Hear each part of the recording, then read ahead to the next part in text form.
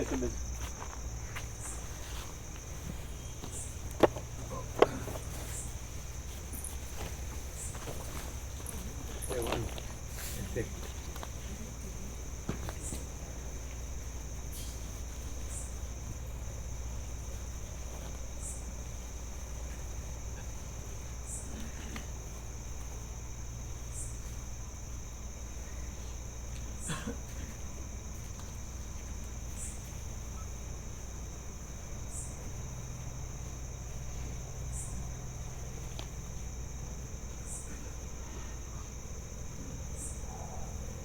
ये किसका है? ये किसका है मोबाइल? बहुत नजदीक नहीं रखने का ऐसा बोलते हैं. ये तो अभी के लिए रखा, फिर बाद में भी इधर रखा. ऐसा उधर ही रख दो.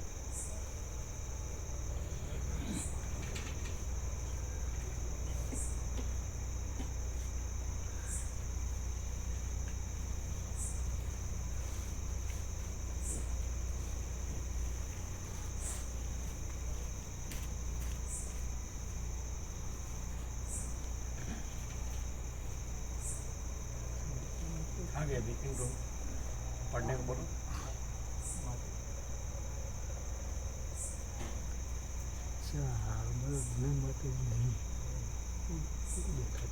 उसका मालूम है ना पढ़ने का? ना उनको मालूम नहीं हो. तो बोलो.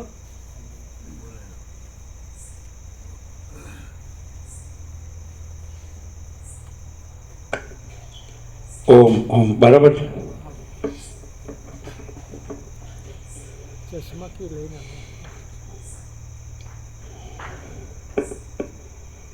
परम चिदाकाश, परम ज्योति, अखंड ज्योति, अनंत पूर्ण परम चिदाकाश, परम शांति, स्वयं सिद्ध, स्वयं प्रकाश, स्वयं पूर्ण, स्वस्वरूप, यही सब कुछ है. इसके सिवा कुछ नहीं है. शून्यभास, अनंत कोटि, महाकल्पो है ही नहीं. वशिष्ठराम स्थिति प्रकरण राउंड 38મો રાઉન્ડ. તેને કહેવું જોઈએ ને, પહેલેથી કીધું નથી. એ જ વાંચતા હોય છે ને કાયમ. તો ક્યાં ગયા? બહાર ગયા છે? ના, માડીને લઈને આવું. માડીને લેવા દે. માડીને લેવા દે. ચશ્મા નહીં કહીએ ને. એટલે ટાઈમસર આવી જવું જોઈએ ને. માડીને લઈને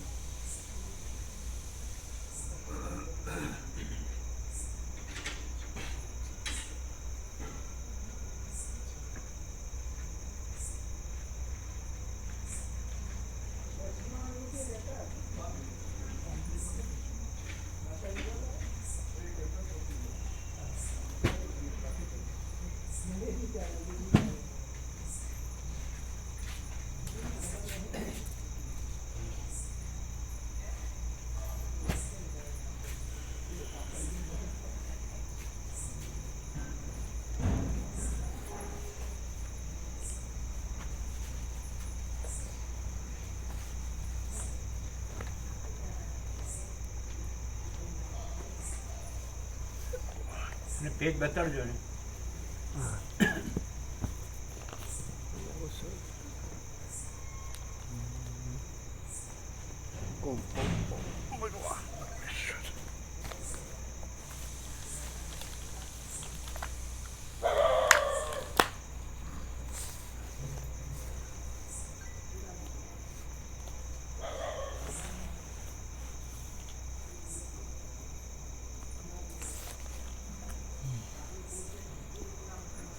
क्या सुनिए વાંચતી વખતે માઇક મોઢા આગળ રહેવું જોઈએ. હા જી.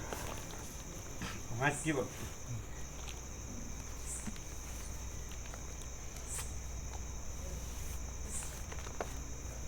490 है ना. અને વશિષ્ઠ બોલ્યા ત્યારથી સ્ટાર્ટ છે.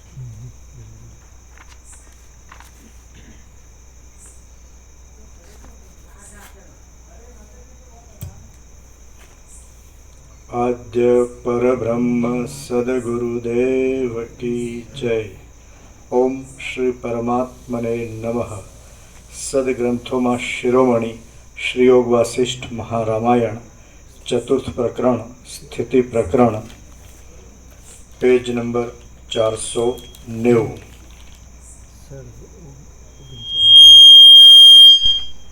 સર્ગ 39 સર્ગ 39મો। રામને પ્રબોધ કરવા માટે વસિષ્ઠનો વિચાર। આ 39મા સર્ગમાં બ્રહ્મનું સર્વશક્તિમાનપણું, રામના મોહનો વિસ્તાર અને રામને સમજાવવા સારું વસિષ્ઠે કરેલો વિચાર એટલું કહેવામાં આવશે। પેજ નંબર 490, જમણી બાજુ મધ્યમાં। વસિષ્ઠ બોલ્યા, હે નિષ્પાપ રામ, બ્રહ્મમાં પ્રપંચની કલ્પનારૂપ કલંક છે કે નહીં એ વાત તમે પોતાની મેળે જ સમજશો, અને નહીં સમજો તો તે વિષય સિદ્ધાંતના સમયમાં બ્રેકેટમાં નિર્વાણ પ્રકરણમાં તમને કહેવામાં આવશે, પણ હમણાં કહેવામાં નહીં આવે। હમણાં તો તમે એટલું જ સમજો કે બ્રહ્મ સગળી શક્તિઓ વાળું છે, સર્વવ્યાપક છે, અપરિચ્છિન્ન છે, અને જે સર્વ છે તે હું જ છું। તમે કેટલાયક ઇન્દ્રજાળ કરનારા લોકોને જુઓ છો, તેઓ માયાથી વિચિત્ર ક્રિયાઓ કરીને સાચાનું ખોટું કરી દે છે અને ખોટાને સાચું કરી દે છે। તે જ પ્રમાણે આ આત્મા પણ માયાથી રહિત હોવા છતાં પણ માયાવી જેવો છે। તે મોટી ઇન્દ્રજાળ કરનારો છે, તે ગળાને લુગડું કરી નાખે છે, લુગડાને ઘડો કરી નાખે છે। આ ગરમ પહેરવું પહેરી લ્યો, ચાલશે પ્રભુ, અત્યારે ચાલશે, ના, આજે સવારે ગરમી. જોઈએ, અત્યારે વાંધો નહીં। અત્યારે ગરમી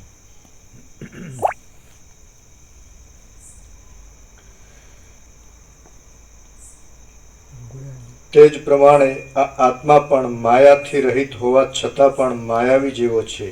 તે મોટી ઇન્દ્રજાળ કરનારો છે, તે ગળાને લુગડું કરી નાખે છે, લુગડાને ગળો કરી નાખે છે। પથરામાં લતાને ઉત્પન્ન કરે છે, લતામાં પથરાને ઉત્પન્ન કરે છે।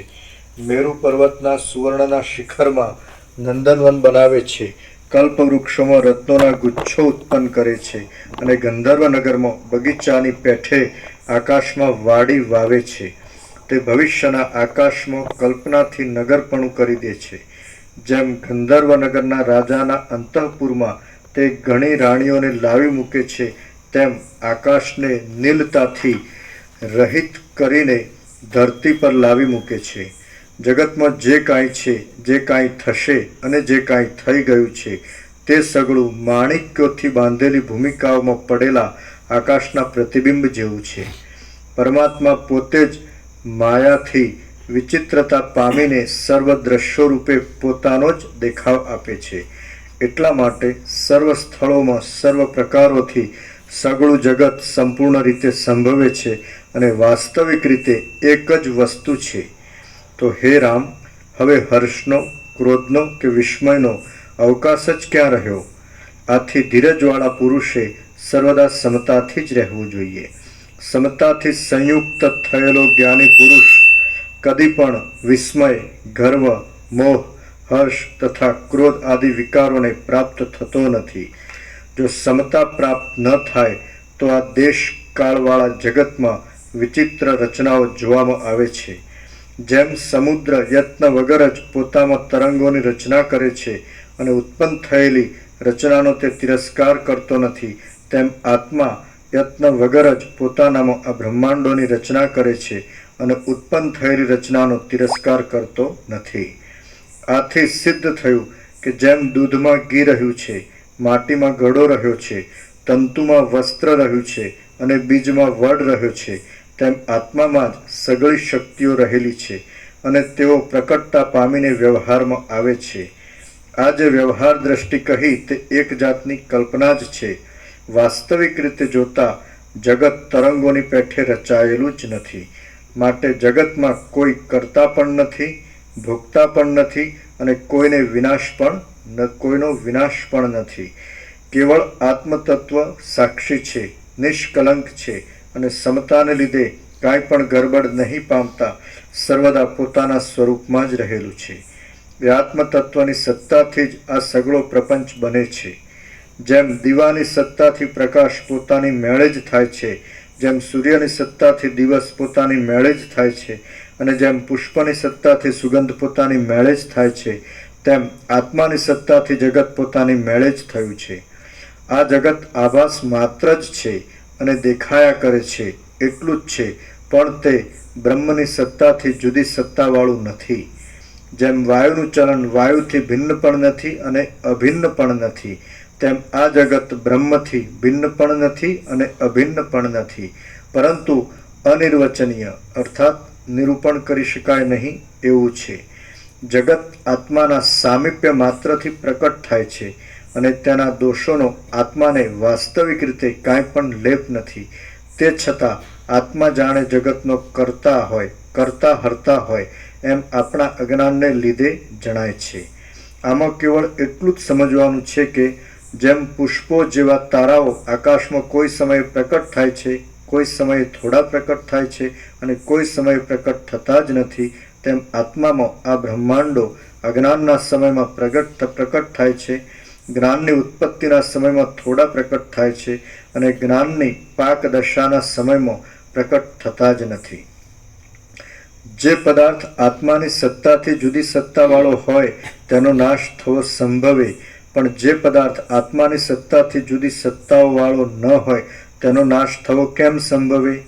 જે પદાર્થ આત્માની સત્તાથી જુદી સત્તાવાળો હોય તેની ઉત્પત્તિ થવી સંભવતી નથી, પણ જે પદાર્થ આત્માની સત્તાથી જુદી સત્તાવાળો ન હોય તેની ઉત્પત્તિ થવી સંભવ નથી. અહીંયા નથી લખ્યું છે, સુધારીને ઉપર છે આવતું હતું. ફરી વાર, જે પદાર્થ આત્મા આત્મા છે જ, બીજું જગત ને એની ઉત્પત્તિ સ્થિતિ લય છે જ નહીં. હા આત્મા એટલે ચિદાકાશ, અનંત સુધી ચિદાકાશ જ છે, એટલે મહાસાગર જ છે અને તરંગોના ઉત્પત્તિ સ્થિતિ લય છે જ નહીં, મહાસાગર જ છે. એટલે મહાચિદાકાશ જ છે, જગતના ઉત્પત્તિ સ્થિતિ લય છે જ નહીં એમ કેવું. એ આભાસ માત્ર છે, કલ્પના માત્ર છે, ભ્રમ માત્ર છે, એટલે કાંઈ નથી. એટલે પરબ્રહ્મ પરમાત્મા છે, બીજું કાંઈ નથી, બીજું કાંઈ થતું નથી. ફરી લઈએ. જે પદાર્થ આત્માની સત્તાથી જુદી સત્તાવાળો હોય તેની ઉત્પત્તિ થવી સંભવે છે, પણ જે પદાર્થ આત્માની સત્તાથી જુદી સત્તાવાળો ન હોય તેની ઉત્પત્તિ થવી સંભવતી નથી.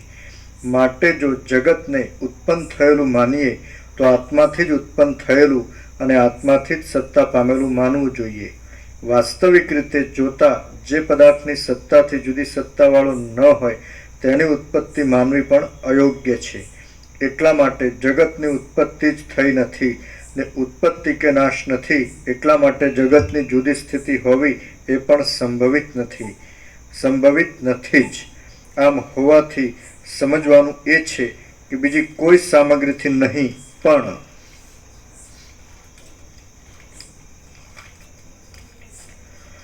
વાસ્તવિક સચ્ચિત સ્વરૂપના બળથી જ સર્વ પદાર્થોનો દેખાવ થાય છે. દેખાવ થતાં જ આત્માને તે પદાર્થોમાં અભિમાનનો ઉદય થાય છે. તે અભિમાન કાળે કરી દ્રઢ થાય છે અને તેનું દ્રઢપણું થતાં તરત જ લાખો સ્કંદોવાળું વિચિત્ર શુભાશુભ ફળ, શુભાશુભ રૂપ ફળોના સમૂહોવાળું અને ઘણી ઘણી શાખાઓવાળું સંસારરૂપી વૃક્ષ ઘણું વિસ્તીર્ણ તથા ઘણું ઉન્નત થાય છે. હે રામ, આત્માના બંધનરૂપ આ સંસારરૂપી વૃક્ષ આશાઓ રૂપી માંજરોવાળું છે, દારૂણ દુઃખ આદિકરૂપી ફળોવાળું છે, ભોગોરૂપી પલ્લવોવાળું છે, જરારૂપી ધોળા પુષ્પવાળું છે અને તૃષ્ણાઓરૂપી લતાઓથી શોભી રહ્યું છે. તેને વિવેકરૂપી ખડગથી કાપી નાખીને તમે જીવનમુક્ત થાઓ અને થાંભલાથી છૂટા થયેલા મોટા હાથીની પેઠે અહીં વિહાર કરો. શ્રી યોગ વાસિષ્ઠ મહારામાયણમાં સ્થિતિ પ્રકરણનો સર્વ એકત્વ પ્રતિપાદન નામનો સર્ગ 39મો સમાપ્ત. સર્ગ 40મો. જીવ અને ઉપાધિનું બ્રહ્મપણું. આ 40મા સર્ગમાં ઉપાધિઓને લીધે જીવોની ઉત્પત્તિ થયાનું અને જીવોના તથા ઉપાધિઓના બ્રહ્મપણાનું વિસ્તારથી નિરૂપણ કરવામાં આવશે. રામ બોલ્યા, હે પ્રભુ, બ્રહ્મના સ્વરૂપમાંથી આ જીવોની ઉત્પત્તિ કેમ થઈ છે, એ ઉત્પત્તિ કેટલા પ્રમાણવાળી છે અને કેવા પ્રકારની છે તે આપ વિસ્તારથી કહો. વશિષ્ઠ બોલ્યા, હે મહાબાહુ, આ વિચિત્ર પ્રાણીઓની જાતિઓ જે રીતે ઉત્પન્ન થાય છે, જે રીતે નાશ પામે છે, જે રીતે મુક્ત થાય છે, જે રીતે વધે છે અને જે રીતે તિરોહિત થઈને રહે છે, તે સંબંધમાં હું સંક્ષેપથી તમારી પાસે કહું છું. હે નિષ્પાપ, તમે તે સાંભળો. નિર્મળ પરબ્રહ્મ સંબંધિત ચૈતન્ય શક્તિ પોતાનામાં રહેલી વાસનાઓના અનિયમિત જાગવારૂપ યદૃચ્છાથી કલ્પના કરવા લાગતા પોતે સર્વશક્તિમાન હોવાને લીધે પ્રથમ ભવિષ્ય આકારોના સૂક્ષ્મ સ્ફુરણ રૂપે ગોઠવાય છે. એ સૂક્ષ્મ સ્ફુરણ ચૈતન્ય શક્તિ ગાટાપણાને પ્રાપ્ત થઈને પાછળથી કાંઈક વધારે કલ્પના કરવા લાગે છે ત્યારે મન રૂપે ગોઠવાય છે અને તે મન જીવની ઉપાધિરૂપ કહેવાય છે. એ મન પોતાની બ્રહ્મપણારૂપ સ્થિતિને જાણે છોડી દેતું હોય એવું થઈને પોતાના સંકલ્પ માત્રથી જરાવારમાં આ ગંધર્વ નગર બ્રેકેટમાં પ્રાતઃકાળે ઝાકળના સૂર્યના કિરણોના સંપર્કથી દેખાતા હરચંદના હાટડા બ્રેકેટ ઓવર જેવા મિથ્યા દ્રશ્યને બનાવે છે. આ બનાવના આરંભમાં ચૈતન્ય સ્વયં પ્રકાશ હોવા છતાં પણ શૂન્ય જેવું પ્રતીત થાય છે અને તેવી આસ્થાવાળું જ રહીને અનુભવમાં આવતા જ એ જ આકાશ કહેવાય છે. આસ્થાની જગ્યાએ અવસ્થા લાગે જાણે.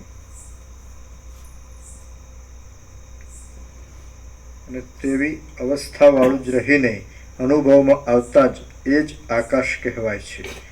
મનરૂપ ચૈતન્ય પોતાની અંદર પોતે જ બનાવેલા એ આકાશના બ્રહ્માનો સંકલ્પ કરીને પોતાને જ બ્રહ્મા થયેલું દેખે છે અને તે બ્રહ્મા દક્ષ આદિ પ્રજાપતિઓ સહિત જગતની કલ્પના કરે છે. હે રામ, 14 લોકમાં રહેનારા અનેક પ્રાણીઓના કોલાહલોથી ગુગવતી આ સૃષ્ટિ એ રીતે મનની જ બનાવેલી છે. મનરૂપ જ છે, પોતાની સત્તાથી રહિત છે, સંકલ્પથી ઉઠેલી નગરી જેવી છે, ભ્રાંતિ માત્ર જ છે અને અધિષ્ઠાનથી કાંઈ પણ જુદી પડે એમ નથી. આ પ્રપંચમાં પ્રાણીઓની કેટલીક જાતિ મોટા મોહમાં જ પડેલી છે. કેટલાક પ્રાણીઓને જ્ઞાન પણ પ્રાપ્ત થયું છે અને કેટલાક પ્રાણીઓ મોક્ષને માટે યત્ન કરવા છતાં પણ વૈરાગ્યની દ્રઢતા નહીં હોવાને લીધે વારંવાર વચમાં જ ભ્રષ્ટ થઈ જાય છે. પૃથ્વીમાં રહેનારી પ્રાણીઓની સગળી જાતિઓમાં જે મનુષ્ય જાતિ છે તે બ્રહ્મવિદ્યાના ઉપદેશનું પાત્ર છે, કારણ કે એ જાતિ ઘણી ચિંતાવાળી છે, દુઃખોથી ઘેરાયેલી છે અને મોહથી, દ્વેષથી તથા ભયથી આતુર છે. આથી તેને વૈરાગ્ય ઉત્પન્ન થવાનો સંભવ છે. એ મનુષ્ય જાતિમાં તમોગુણવાળા મનુષ્યો તો ઉપદેશને પાત્ર જ નથી. એટલા માટે તેમના નિરૂપણને છોડી દઈને રજોગુણવાળા તથા સત્વગુણવાળા મનુષ્યોનું આગળ જતા નિરૂપણ કરીશ. વળી જે પરબ્રહ્મ આદિથી, અંતથી તથા ભ્રાંતિથી રહિત છે, સર્વવ્યાપક છે અને નિર્દોષ છે, તે જ રીતે તે જે રીતે જીવરૂપ થયું છે તે પ્રકારે પણ ત્યાં જ કહીશ. જેમ નિશ્ચળ મહાસાગરના એક પ્રદેશમાં તરંગો રૂપે ચંચળતા થાય છે, તેમ અવિચળ સ્વરૂપવાળા સત્તારૂપ પરમાત્માના એક પ્રદેશમાં જીવરૂપે ચંચળતા થાય છે. તે શી રીતે ગાટી થાય છે તે પણ તે પ્રકરણમાં જ કહેવામાં આવશે. રામ બોલ્યા, હે મહારાજ, પરમાત્મા અખંડ છે અને પૂર્ણ છે, તો તેમાં પ્રદેશનું હોવાપણું સંભવે જ કેમ? એ પરમાત્મામાં વિકારનો સંભવ અને બીજા પદાર્થનું સંક્રમણ ઘટે જ કેમ? વશિષ્ઠ બોલ્યા, જીવની તથા બ્રહ્મની એકતા વાસ્તવિક છે. તે વિષયમાં શિષ્યોની બુદ્ધિને વ્યુત્પન્ન કરવા માટે આ એક પ્રદેશમાં ચલન થવા આદિ વ્યવહાર શાસ્ત્રોમાં કલ્પેલો છે, એટલે વાસ્તવિક રીતે કશો વિરોધ જ છે જ નહીં. જગત બ્રહ્મરૂપ નિમિત્તથી થયું છે અને બ્રહ્મરૂપ ઉપાદાનથી થયું છે ઇત્યાદિ વચનોની રચના શાસ્ત્રના વ્યવહારને માટે જ છે, પણ વાસ્તવિક નથી. વિકારીપણું, અવયવીપણું, દિશાઓ તથા એક પ્રદેશ ઇત્યાદિ પ્રકારો પ્રત્યક્ષ દેખવામાં આવે છે તો પણ તેઓ આત્મ સ્વરૂપમાં સંભવતા જ નથી. પરમાત્મામાં ચૈતન્યના પ્રકાશ વિના બીજી કોઈ કલ્પના છે નહીં અને થશે પણ નહીં. આમ છે ત્યારે કાર્ય શબ્દનો અર્થ અને બીજી પણ વ્યવહાર સંબંધી વાતો તથા કલ્પનાઓ તેમાં ક્યાંથી જ આવે? અહીં જે કલ્પના, જે શબ્દ, જે અર્થ અને જે વાક્યો છે તે સગળા બ્રહ્મથી થયેલા છે અને બ્રહ્મમય જ છે. માટે બ્રહ્મથી વ્યતિરિક્ત કૌંસમાં શૂન્ય અથવા ભિન્ન બ્રેકેટ ઓવર છે જ નહીં એમ સમજવું. જેમ અગ્નિથી ઉત્પન્ન થયેલો અગ્નિ જ છે, તેમ જે પદાર્થ જેથી ઉત્પન્ન થયો હોય તે જ હોય છે.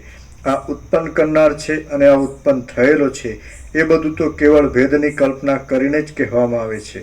જગતમાં અમુક પદાર્થમાંથી ઉત્પન્ન થયો છે એમ જે વ્યવહાર ચાલે છે તે તો એક પદાર્થમાં પોતાના અનેક રૂપો બનાવવાની જે ક્રિયાશક્તિ છે તેનો જ એક જાતનો ચમત્કાર છે. માટે જે એક પદાર્થ છે તે જ ઉત્પન્ન કરનાર અને ઉત્પન્ન થયેલો એમ બે પ્રકારે ભાસે છે. આ પદાર્થ જુદો છે અને એ પદાર્થ જુદો છે એ રીતનો નામરૂપના વ્યવહારરૂપ શ્રમ તો કેવળ બોલવા માત્રમાં જ છે, પણ પરમાત્મામાં નથી. જો પરમાત્મામાં એ ભેદ હોય તો પરમાત્માનું અખંડપણું તૂટી જાય છે. મન ક્રિયાશક્તિથી ઉત્પન્ન થયું છે અને એ મનની શક્તિથી નામોના વ્યવહાર ચાલે છે અને નામોના વ્યવહારમાં દ્રઢ અભ્યાસ થવાથી જ બીજો જોઈતો વ્યવહાર નિષ્પન્ન થાય છે. જેમ અગ્નિની એક શિખામાંથી બીજી શિખા ઉત્પન્ન થઈ એમ બોલવું એ એક જાતની બોલવાની જ વિચિત્રતા છે, પણ તેના અર્થમાં કાંઈ સત્યતા નથી. તેમ પરમાત્માથી અમુક ઉત્પન્ન થયું અને પરમાત્માએ અમુકને ઉત્પન્ન કર્યું ઇત્યાદિ જે કહેવામાં આવે છે તે એક જાતની બોલવાની જ વિચિત્રતા છે, પણ તેના અર્થમાં કાંઈ પણ સત્યતા નથી. પરમાત્મામાં જન્ય અને જનકની ઉક્તિઓ સંભવતી જ નથી. પરમાત્મા એક જ છે અને પૂર્ણ છે. માટે કયા પદાર્થને ઉત્પન્ન કરે અને કેમ ઉત્પન્ન કરે? એકમાંથી બીજાની અને બીજામાંથી ત્રીજાની ઉત્પત્તિ થવાનું કહેવું એ એક જાતનો વાણીનો સ્વભાવ જ છે, પણ તેમ કહેવાથી મૂળ તત્વમાં કાંઈ ભેદ કે સંખ્યા આદિ પ્રાપ્ત કરી શકાય નહીં. સમુદ્રમાં જોવામાં આવતા કલ્લોલો જેમ સમુદ્ર છે તેમ પરબ્રહ્મમાં જે નામો રૂપો કલ્પવામાં જોવામાં આવે છે તે બ્રહ્મ છે એમ વિદ્વાનોએ નિશ્ચય કર્યો છે. જીવ બ્રહ્મ છે, મન બ્રહ્મ છે, બુદ્ધિની વૃત્તિઓ બ્રહ્મ છે અને સગળા પદાર્થો બ્રહ્મ છે. તે પદાર્થોના નામો બ્રહ્મ છે. ઈશ્વર બ્રહ્મ છે અને અહંકાર તથા પાંચ ભૂત આદિ તત્વો પણ બ્રહ્મ છે. આ સગળું જગત બ્રહ્મ છે અને તે છતાં જેમ દોરડી સર્પથી ન્યારી છે તેમ બ્રહ્મ જગતથી ન્યારું છે. વાસ્તવિક રીતે તો આ જગત છે જ નહીં, પણ જે કાંઈ છે તે સગળું બ્રહ્મ જ છે. પરમાત્મામાં આ પદાર્થ અન્ય છે અને આ પદાર્થ અન્ય છે એવી રીતના વિભાગોની કલ્પના કરીને બોલવું એ એક જાતની અજ્ઞાનરૂપ ભ્રાંતિથી જ છે. વાસ્તવિક રીતે જોતા એ બોલવામાં શી સત્યતા છે? જેમ અગ્નિમાંથી શિખા થાય છે તેમ બ્રહ્મમાંથી આ જગત થયું છે. તો જેમ અગ્નિમાં અને શિખામાં ભેદ નથી તેમ બ્રહ્મમાં અને જગતમાં ભેદ નથી. તે છતાં જે ભિન્ન ભિન્ન પદાર્થોની કલ્પના થઈ છે તે સગળી મનની ચપળતાથી જ થઈ છે. બ્રહ્મ નિત્ય સિદ્ધ છે અને કુટસ્થ છે. તેમાં કોઈ પ્રકારનો ભેદ સિદ્ધ જ થતો નથી. જે વાત પિત્ત આદિક દોષથી ચંદ્રમાં બેપણાનું જ્ઞાન થાય છે અને તે જ્ઞાનથી બે ચંદ્ર છે એમ કહેવામાં આવે છે એ મિથ્યા જ છે. તેમ અજ્ઞાનરૂપ દોષથી આત્મામાં પદાર્થોના ભેદનું જ્ઞાન થાય છે અને તે જ્ઞાનથી પદાર્થો જુદા જુદા છે એમ કહેવામાં આવે છે એ સગળું મિથ્યા જ છે. જેમ દ્રષ્ટિના દોષવાળાઓને એક ચંદ્ર જ બે રૂપે પ્રતીત થાય છે તેમ અજ્ઞાનના દોષવાળાઓને બ્રહ્મ જ દ્વૈત રૂપે પ્રતીત થાય છે.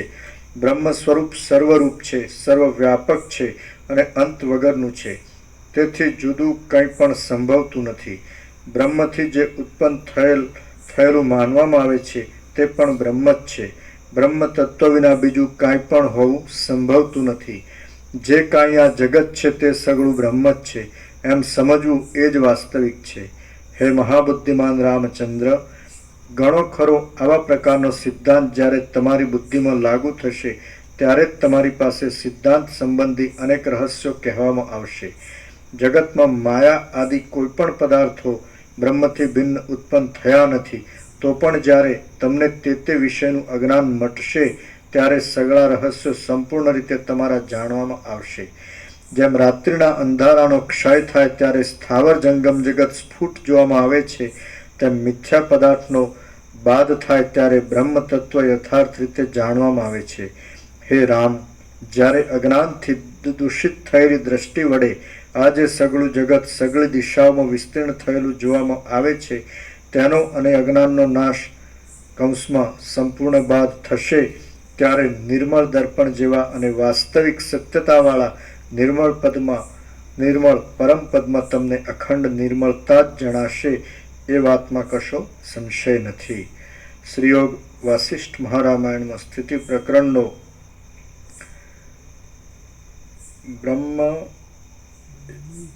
બ્રહ્મૈ વેદમ સર્વમ જગદિતિ પ્રતિપાદન નામનો સર્ગ 40મો સમાપ્ત. બ્રહ્મ ઇવ ઇદમ. હા, બ્રહ્મ ઇવ ઇદમ.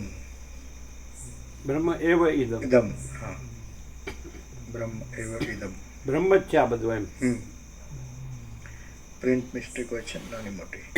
સર્ગ 41મો. એટલે કે આ બધું બ્રહ્મ જ છે, પણ બ્રહ્મને લીધે આ જગત જેવું ભાષે છે. વાસ્તવમાં બ્રહ્મ જ છે. એટલે જ્યારે જ્ઞાન થાય ને બ્રહ્મ ન રહે એટલે પછી બ્રહ્મ જ અનુભવાય. એટલે ચૈતન્ય પ્રકાશ રૂપી આકાશ, ચિદાકાશ, આ બધો અનંત શુદ્ધ ચિદાકાશ જ છે, પણ બ્રહ્મથી જગત ભાષે છે. પણ જ્ઞાન થાય એટલે બ્રહ્મ ન રહે એટલે પછી બધો અનંત શુદ્ધ ચિદાકાશ જ અનુભવાય એમ. પરમ ચિદાકાશ, પરમ જ્યોતિ, અખંડ જ્યોતિ, મહાચિદાકાશ, સ્વયં પ્રકાશ, સંપૂર્ણ પ્રકાશ, પૂર્ણ બ્રહ્મ, અનંત તેજગણ, અનંત ચિદગણ, परमाकाश केवल अनंत शुद्ध तेजगण, परमाकाश अखिल आत्मा, पूर्ण ब्रह्म परमात्मा. तो आज यही सब कुछ है, इसके सिवा कुछ नहीं है. परब्रह्म अखंड सच्चिदानंद तो आज है अखंड ज्योति स्वरूप परमात्मा. पण ब्रह्म ने लीधे, अज्ञान ने लीधे ए आ जगत भाषे है. અને જેવી રીતે નિદ્રામાં સ્વપ્ન ભાષે છે પણ જાગ્રત થઈએ એટલે નિદ્રાય નથી ને સ્વપ્નય નથી. એવી રીતે જ્ઞાન થાય એટલે અજ્ઞાને નથી ને અજ્ઞાનનો ભ્રમે નથી ને એનું પછી આ જે જગત દેખાય છે એ પણ નથી. અજ્ઞાન નિદ્રા અને જગત સ્વપ્ન અને આ જ્ઞાન એ જાગૃતિ. એટલે જ્ઞાન જે જાગ્રત છે એ જ બ્રહ્મ છે, એ જ ચિદાકાશ છે. આ તત્વબોધ તો એ ચિદાકાશ બોધ એટલે ચિદાકાશ જાગૃતિ, પરમાત્મા જાગૃતિ, પરમાત્મામાં જાગૃત થવું. આ તત્વ એટલે પરમાત્મામાં જાગૃત થવું. એટલે પછી અજ્ઞાન નિદ્રાય નથી, જગત સ્વપ્નય નથી. એવી રીતે ખ્યાલ આવે.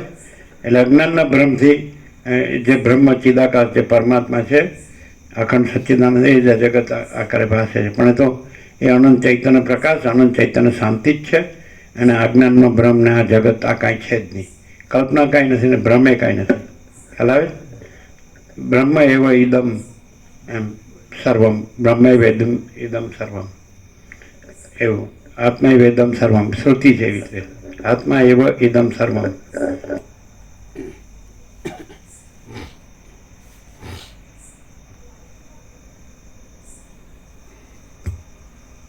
સર્ગ 41મો. જેવી રીતે અજ્ઞાનના બ્રહ્મને લીધે જે આખો અનંત સ્વચ્છ આકાશ ભાસે છે, તો બધું આકાશ છે. આકાશ છે એ બધે છે ને બધું છે ઘન, નક્કર અને અખંડ અને ભરપૂર, અને બીજું કાંઈ નથી, બીજું કાંઈ થતું નથી. તો એ અજ્ઞાનના બ્રહ્મને લીધે ચિદાકાશ જ આકાશ ભાસે છે. અને જ્ઞાનથી ચિદાકાશ અનુભવાય છે અને પછી આકાશ ભાસતું નથી. આજે આકાશ શૂન્ય ભાસે છે, એકચ્યુઅલી ચિદાકાશ પૂર્ણ છે, ચૈતન્ય પ્રકાશ. આખો અનંત એક જ મહા ચૈતન્ય પ્રકાશ છે. સ્વયં મહાચિદાકાશ આખું એકલું પ્રકાશે છે. તો મહાચિદાકાશ સ્વયં પ્રકાશ, સંપૂર્ણ પ્રકાશ, મહાચિદાકાશ જ્યોતિ, અનંત અખંડ અભેદ, મહાચિદાકાશ જ્યોતિ, મહાતત્વ, મહાસામાન્ય, એટલા બધું મહાચૈતન્ય પ્રકાશ જ છે. પણ અજ્ઞાનના બ્રહ્મને લીધે એ ભૌતિક આકાશ આ શૂન્ય ભાષે છે, પણ જ્ઞાનથી એ પૂર્ણ અનુભવાય છે.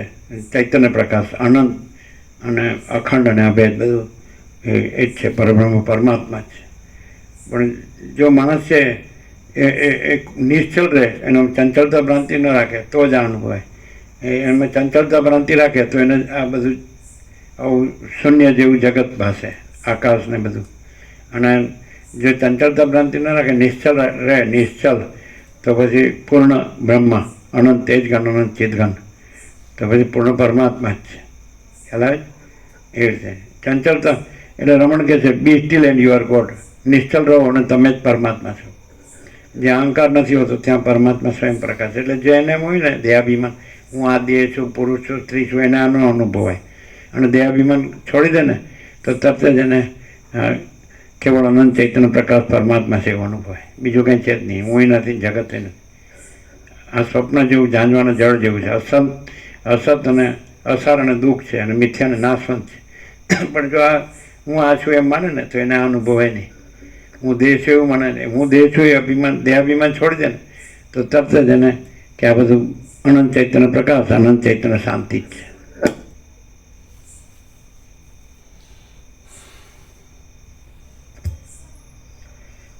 સર્ગ એવી એક રીતે જેવી રીતે ભ્રાંતિ માત્ર જે અનંત મહાસાગર છે એમાં તો જળ સિવાય બીજું કાંઈ નથી. અને તોય પણ ચક્રી તરંગ ભીન પરપોટા ભાસે છે. પણ જો જ્ઞાન થાય તો મહાસાગર જ છે, જળ જ છે. અને ચક્રી તરંગ ભીન પરપોટા એ ભ્રાંતિ છે જ નહીં. એ જુદી બીજી વસ્તુ જ નથી. એ મહાચિદાકાશ છે, મહાચૈતન્ય પ્રકાશ રૂપી આકાશ, તો એ જ છે. પણ ભ્રાંતિથી આ બધું અખિલ સચરાચર, જળ ચેતન, સ્થાવર જંગમ, ચરાચર અણુઓનો બધું જીવ જગત, જન્મ જીવન મૃત્યુ, સુખ દુઃખ, હું મારું, રાગ દ્વેષ, બડા છોટા ભલા બુરા, ભેદાભેદ, આ અજ્ઞાનના ભ્રમથી ભાષે છે. અજ્ઞાન, બાકી અજ્ઞાન છે જ નહીં. અને ચૈતન્ય છે જ જ્ઞાન છે, અને ચૈતન્ય છે જ પરમાત્મા છે. તો પોતાના ચૈતન્ય જ્ઞાન રૂપે અનુભવે તો પોતે પરમાત્મા છે. અને પછી હું દેહ છું એવું રાખે, એમ જગત છે એવું રાખે તો ભ્રમ, તો પછી એને અજ્ઞાનમાં કાંઈ ન મળે, દુઃખ જ હોય, અશાંતિ, અભાવ માટે નહીં, ઈચ્છા પૂરી થાય નહીં. અને જ્ઞાન હોય તો પછી પૂર્ણ બ્રહ્મ પરમાત્મા, એમાં તો અખંડ સચ્ચિદાનંદ, એમાં તો કોઈ અભાવ છે જ નહીં, ઈચ્છા છે જ નહીં, જન્મ મરણ છે જ નહીં, સુખ દુઃખ છે ને, દેહ છે જ નહીં. દેહ ને મન ને જીવ ને આવું બધું દ્રષ્ટા દ્રશ્ય ને આ બધું બધા ભેદો અનેક ને, એમ જેમ મોજાના ભેદો અનેક છે પણ મહાસાગર એક છે, તેવી રીતે આ સંસારના ભેદો અનેક છે પણ પરમાત્મા એક છે, અખંડ છે ને પૂર્ણ છે. અને એ ચૈતન્ય છે, સચ્ચિત આનંદ અને પરમ શાંતિ છે. પણ એ કોને અનુભવાય? જેને દેહાભિમાન હોય એને ન અનુભવાય. અંદર બધી વાસનાઓ હોય, આસક્તિ હોય, રાગ હોય, મોહ હોય, એને ન અનુભવાય. સમજાય? એટલે જેનામાં આ બધું માયા મોહ ન હોય ને એને અનુભવાય. માયા મોહ હોય ને પછી આ બધા દેહાભિમાનથી બધા સંસારના દુઃખો જ લાગે. મારે આ નથી ને મારે આમ છે ને મારે આમ છે. એ દેહનું છે, દેહ તો છે જ નહીં, એ તો મિથ્યા નાશવંત છે. અને પોતે ચૈતન્ય આત્મા છે, એ પરમાત્મા છે. તો એ નિરંજન, નિરાકાર, નિર્વિકાર છે, એક જ અદ્વિતીય અનાદિ અનંત છે, અનંત અખંડ અભેદ છે, તુર્યાતીત છે. આવું સ્વપ્ન જેવું ને જાણવાનું જળ જેવું આ સંસારીમાં છે જ નહીં. પણ જે પોતાના અજ્ઞાની સંસારી રૂપે વર્તે ને એટલે એને ન અનુભવાય. અને અજ્ઞાની સંસારી પણ છોડે ને તો તરત અનુભવાય. આવું સીધું છે. પણ હું આ પુરુષ છું ને આ સ્ત્રી છે ને આમ છે ને આ ઘર છે ને આ ધન છે ને, એનું આમાં કામ જ નહીં. સમજે? આહાર, નિદ્રા, મૈથુન, ભય. આહાર અને નિદ્રા, મૈથુન અને ભય, એ તો એ પછી એને સંસારની ભ્રાંતિ જ અનુભવાય.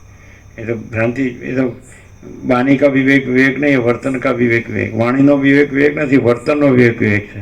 એટલે ખાલી માણસ બોલતો હોય ઉપર ચલું બધું સત્યના શબ્દો બોલતો હોય પણ અંદર સત્ય વર્તો હોય, દેહાભિમાન દેહાધ્યાસથી વર્તતો હોય. સમજાય? તો એને ના રામકૃષ્ણ પરમહંસ કહે જ ને, જે 5 વર્ષની અંદરનું બાળક ભગવાનનું રૂપ કહેવાય, જેમાં સ્ત્રી પુરુષનું ભેદ જ્ઞાન ન હોય. તો એવું એ કેવું નિર્વિકાર છે, નિર્દોષ છે, નિરાકાર છે, એવો રહે ત્યારે અનુભવાય. પછી હું દેહ છું ને પુરુષ છે ને સ્ત્રી છે ને અસંગ છે ને, સમજાય? એટલે જેટલા ભોગ એટલા રોગ, અને જેટલો યોગ એટલી શાંતિ. યોગ એટલે પૂર્ણ બ્રહ્મ પરમાત્માની એકરૂપતા, જે અનંત અને અખંડ સચ્ચિદ આનંદ સ્વરૂપ અને પરમ શાંતિ સ્વરૂપ. એ કોને અનુભવે? જેનો દેહાધ્યાસ નો એને અનુભવે. હું આ દેહ નથી, હું કર્મેન્દ્રિય જ્ઞાનેન્દ્રિય નથી, હું મન બુદ્ધિ ચિત્ત અહંકાર નથી, હું પ્રાણ નથી, પ્રકૃતિ નથી, અવિદ્યા નથી, જીવ નથી, ચિદાભાસ, પ્રતિબિંબ, અને પછી હું આ સર્વ છે એને પ્રકાશનાર અને સર્વને જાણનાર હું કેવળ અનંત ચૈતન્ય પ્રકાશ પરમાત્મા છું. આ બધું આ રહેવું છે ને પરમાત્મા રહેવું છે, બે ન બને. દેહે રહેવું છે અને પરમાત્મા રહેવું છે. પરમાત્મા તો છે જ, પણ દેહ ન રહે તો અનુભવાય, અને દેહ રહે તો પછી પરમાત્મા ન અનુભવાય. 1 + 1 = 2 સીધું.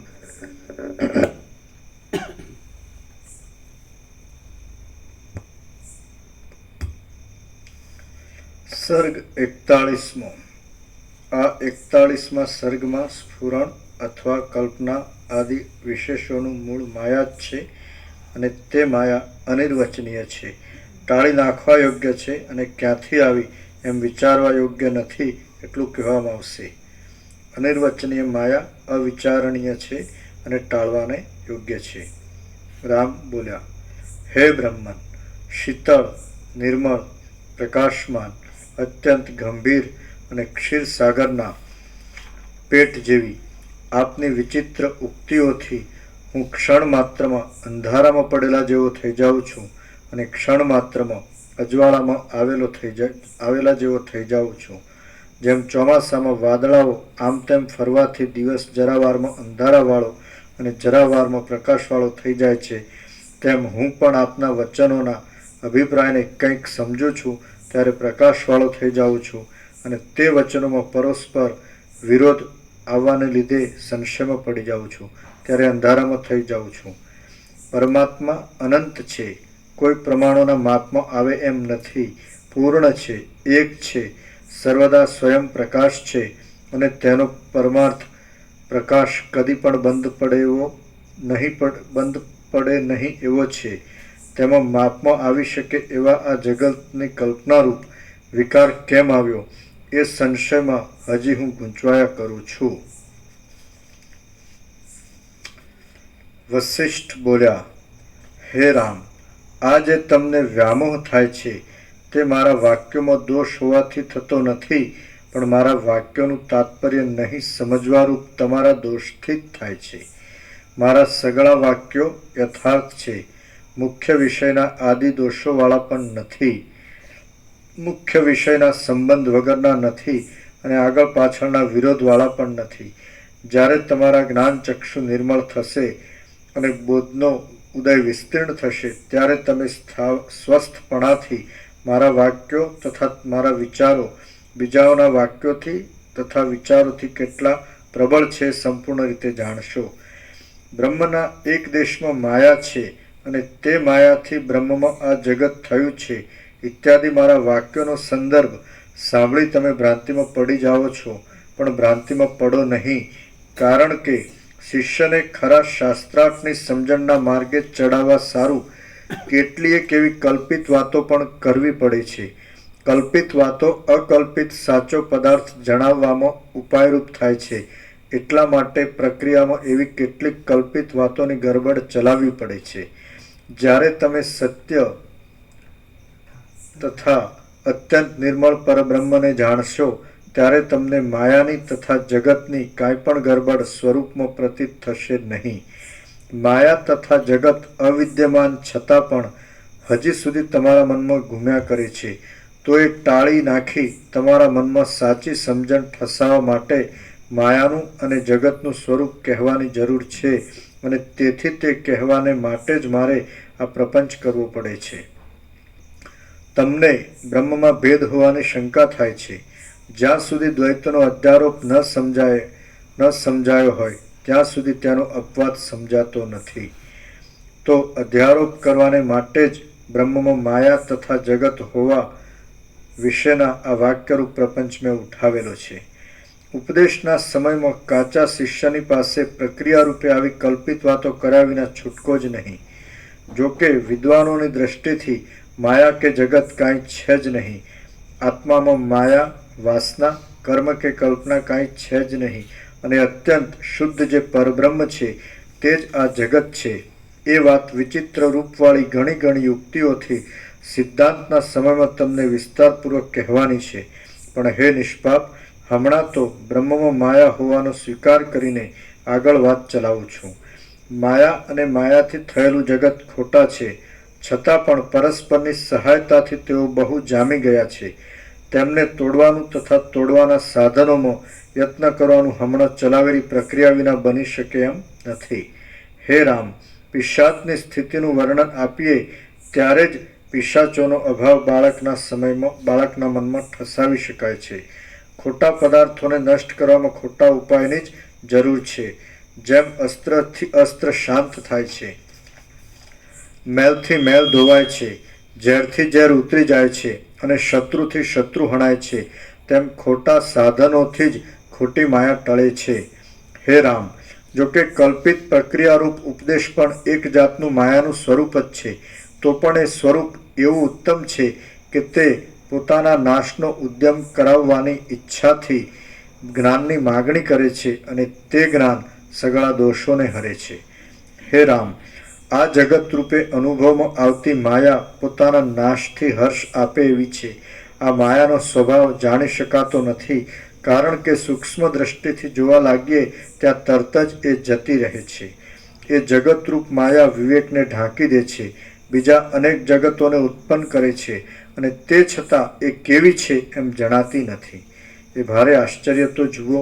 આ માયા પરીક્ષા ન કરીએ ત્યાં સુધી સ્ફુર્યા કરે છે, પરીક્ષા કરીએ કે તરત જ નષ્ટ થઈ જાય છે અને જાણી ન હોય ત્યાં સુધી સાચી રહીને મસ્તી કર્યા કરે છે.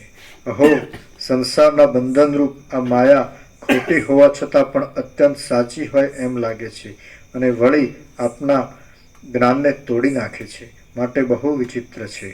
આ સંસાર સંબંધી માયા જે અત્યંત ભેદ વગરના આત્મ સ્વરૂપમાં જીવ તથા દેહ આદિ ભારે ભેદને વિસ્તારી દે છે, એટલે ભેદને લીધે આત્મા પુરુષોત્તમ કહેવાય છે. જગતરૂપ ક્ષર પુરુષ તથા જીવરૂપ અક્ષર પુરુષ ન હોય તો આત્મા પુરુષોત્તમ જ કેમ કહેવાય? આ માયા વાસ્તવિક રીતે છે જ નહીં એવી ભાવનાને દ્રઢ કરી જ્યારે તમે તત્વવેત્તા થઈને સ્વરૂપને પ્રાપ્ત થશો ત્યારે જ આ મારા કહેવાનો આશય તમારા જાણવામાં આવશે. જ્યાં સુધી તમને પાકો બોધ થયો નથી ત્યાં સુધી તમે મારા વચન ઉપર જ વિશ્વાસ રાખીને માયા છે જ નહીં એવો ભારે તથા અવિચળ નિશ્ચય રાખો. આ જગત રૂપ જ મોટી કલ્પના નજરે આવે છે તે મિથ્યા જ છે અને તે કેવળ મનની જ લીલારૂપ છે. જે કાંઈ છે તે બ્રહ્મ જ છે એવો જેના મનમાં પરોક્ષ નિશ્ચય હોય તેને પણ મુક્તિની પ્રાપ્તિ થાય છે. આ દેહ આદિ બાહ્ય આકારો છે અને તેઓથી હું બંધાયો છું એવી જે ભાવના છે તે જ સર્વ જગતમાં સર્વ જીવોને બાંધવાની જાળરૂપ છે. આ જગત બ્રહ્મરૂપ જ છે અથવા આ જગત ખોટું જ છે. એ બે નિશ્ચયોમાંથી એક નિશ્ચયને દ્રઢ રાખીને આસક્તિ રહિત થયેલો જે પુરુષ જગતને સ્વપ્ન જેવું અને ભ્રાંતિ માત્ર જાણે છે તે પુરુષ દુઃખમાં ડૂબી જતો નથી. આ મિથ્યાબુદ્ધ દેહ ઇન્દ્રિય આદિની ભાવનાઓમાં જેને અહમ બુદ્ધિ હોય છે તે પુરુષ વાસ્તવિક રીતે પોતે પરબ્રહ્મ છતાં પણ અવિદ્યામાં ગોથા ખાયા કરે છે. જેમ મહાસાગરના જળમાં રજના કણો છે જ નહીં તેમ વ્યાપક પરમાત્મામાં વિકારીપણું આદિ કોઈ દોષો છે જ નહીં. જગતના વિષયમાં જે નામોની તથા રૂપોની ભાવના જોવામાં આવે છે તે વ્યવહારને માટે જ કલ્પાયેલી છે, માટે આત્માથી જુદી નથી. જેમ તંતુઓ વગરના વસ્ત્રોની સ્થિતિ થતી નથી તેમ નામરૂપોના કલ્પિત વ્યવહાર વિના ઉપદેશાત્મક શાસ્ત્રોની સ્થિતિ પણ થતી નથી. અવિદ્યામાં તણાતો જતો આત્મા આત્મજ્ઞાન વિના અનુભવમાં આવતો નથી અને તે આત્મજ્ઞાન ઉપદેશાત્મક શાસ્ત્ર વિના મળતું નથી. હે રામ, આત્મ સ્વરૂપની પ્રાપ્તિ વિના અવિદ્યારૂપી નદીનો પાર આવતો નથી. તે અવિદ્યારૂપી નદીનો જે પાર છે તેને જ અક્ષયપદ કહેવામાં આવે છે. મલિન કરી દેનારી આ અવિદ્યા ગમે ત્યાંથી ઉત્પન્ન થઈ હોય તો પણ ઉત્પન્ન થઈને એવી સ્થિતિ પકડી છે કે તેણે આત્મ સ્વરૂપને ઢાંકી દીધું છે. હે રામ, તમે આ અવિદ્યા ક્યાંથી થઈ છે એવો વિચાર રાખો નહીં, પણ એ અવિદ્યાને હું કયા પ્રકારથી હણું એ જ વિચાર રાખો. હે રામ, આ અવિદ્યા ક્ષીણ થઈને અસ્ત પામી જશે ત્યારે એ ક્યાંથી થઈ હતી, શી રીતની હતી અને શી રીતે નષ્ટ થઈ એ સગળું સંપૂર્ણ રીતે તમારા જાણવામાં આવશે. આ અવિદ્યા વાસ્તવિક રીતે છે જ નહીં અને આપણે સૂક્ષ્મ દ્રષ્ટિથી જોતા નથી ત્યાં સુધી તે પ્રતીત થાય છે. માટે એવી ખોટી અને ભ્રાંતિરૂપ અવિદ્યાને સાચી ગણીને તે કોના વંશની છે એમ જાણવાની તથા સમજુ પુરુષને ઈચ્છા થાય અને તે ઈચ્છા શા કારણથી થાય?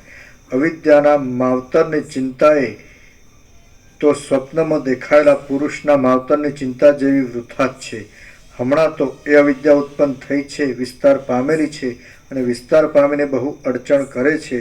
એટલો જ નિશ્ચય કરીને બળાત્કારથી તેનો નાશ કરો.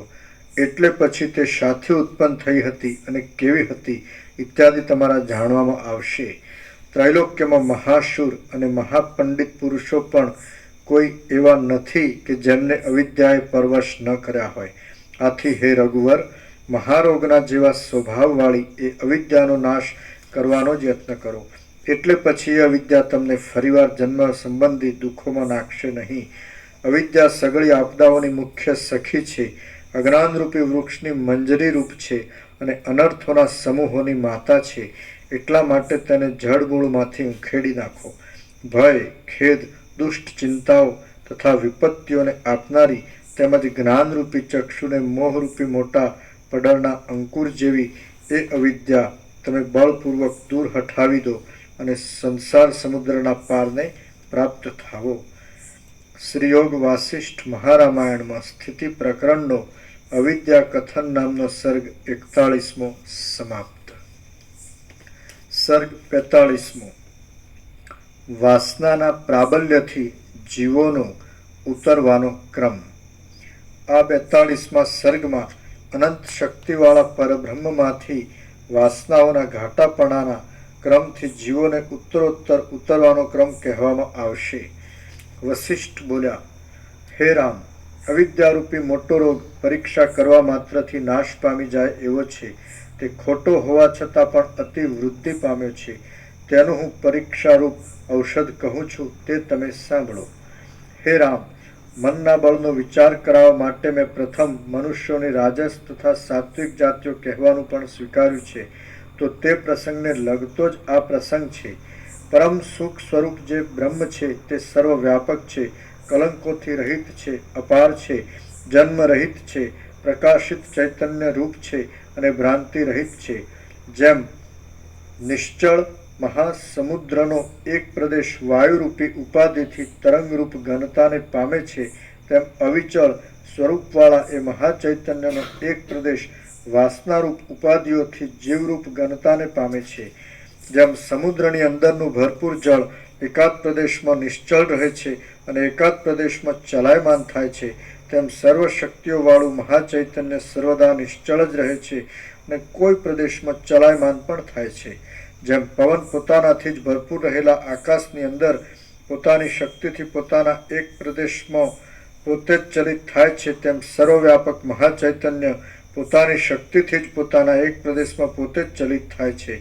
જેમ નિશ્ચળ દીવો પોતાની શિખાની ક્રિયારૂપ શક્તિને લીધે ઊંચા પ્રદેશમાં આવે છે, તેમ સગળી શક્તિઓવાળું મહાચૈતન્ય પોતાની માયા શક્તિને લીધે એક પ્રદેશમાં જીવરૂપ થાય છે. જેમ સમુદ્ર તડકા આદિના સંબંધને લીધે ચળકતા પોતાના જળના એક પ્રદેશમાં જ ચંચળ જેવો જણાય છે, તેમ મહાચૈતન્ય વાસનાનો સંબંધને લીધે સ્ફુરણ પામેલા પોતાના એક કલ્પિત પ્રદેશમાં જાણે જીવરૂપે ચલિત થયું હોય એમ જણાય છે.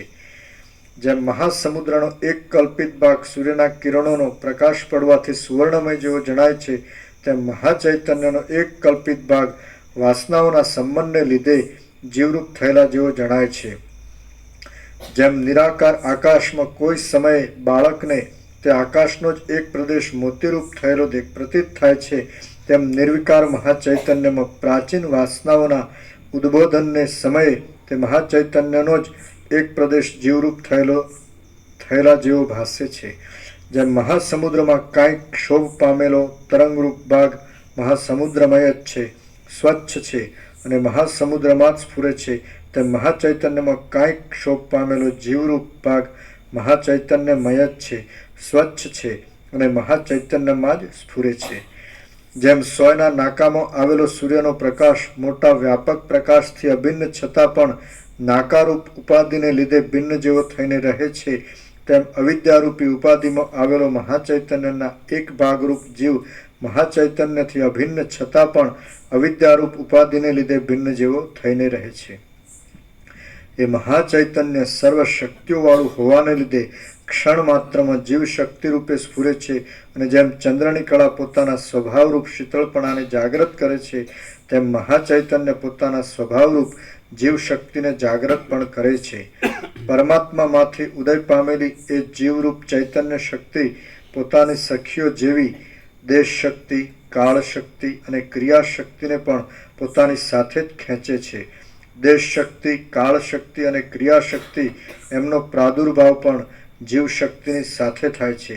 એ જીવ શક્તિ કૌંસમાં જીવ જો ખરા સ્વરૂપને જાણે તો હું આદિ અંતથી રહિત મહાચૈતન્યમાં જ રહેલી છું એમ સમજે, પરંતુ તે પોતાના ખરા સ્વરૂપને ભૂલી જઈ કલ્પિત સ્વભાવનું ગ્રહણ કરીને હું આટલા પરિમિત પ્રદેશમાં જ રહું છું અને તુચ્છ છું એમ માન્યા કરે છે.